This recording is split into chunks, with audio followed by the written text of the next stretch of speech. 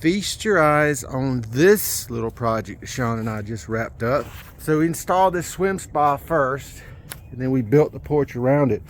It was quite a feat of engineering, and I say that kind of jokingly, but this thing was actually built in sections, as you can imagine. And there's one aspect of it that I'm particularly proud of, and that's all the calculations that went into getting this composite decking flush with the porch and the bottom of the spa itself. And you can think about the things that went into that, you know, the depth of the board, the joist underneath it, the height of the slab, and then the internal dimensions of the swim spa itself. And this video, really, I want to talk about what I love to do most bestest, and that's invent things.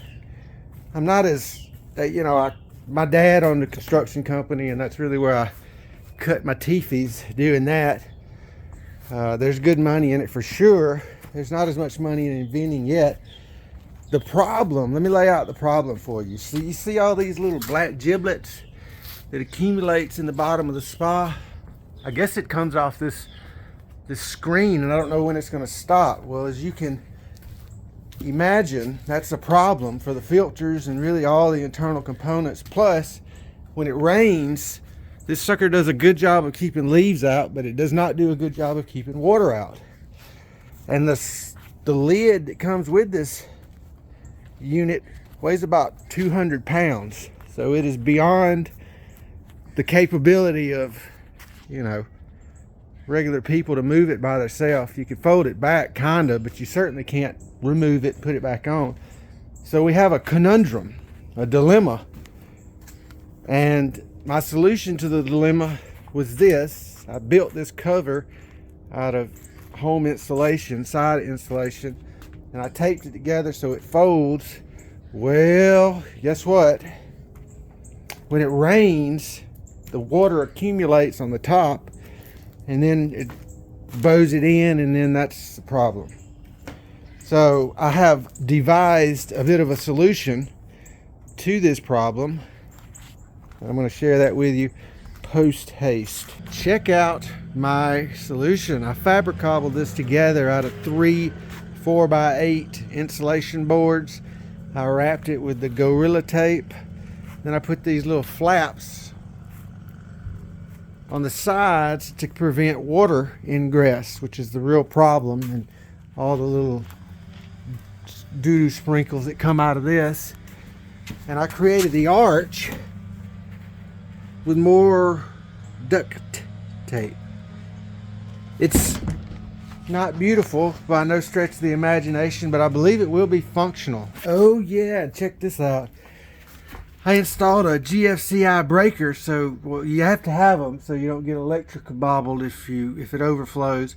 But it also serves as a switch, because once this thing gets rocking and rolling, it makes quite the fuss. It causes headaches. And it just runs whenever it wants to run. There's no way of really controlling it or shutting it off.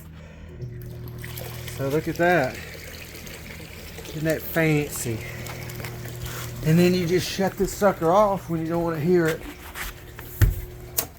I'm sure that's not real good for it, but nevertheless, it's a thing that I did. Now there's some old jack legs built this enclosure. I don't know what they were thinking, but when they installed this structural gutter, it actually slopes this way, so everything puddles up in the corner right here, and then it overflows into the back of the gutter. Oh, here, look at this. They didn't put the screws in the side of the closure, and now it's done ripped itself out.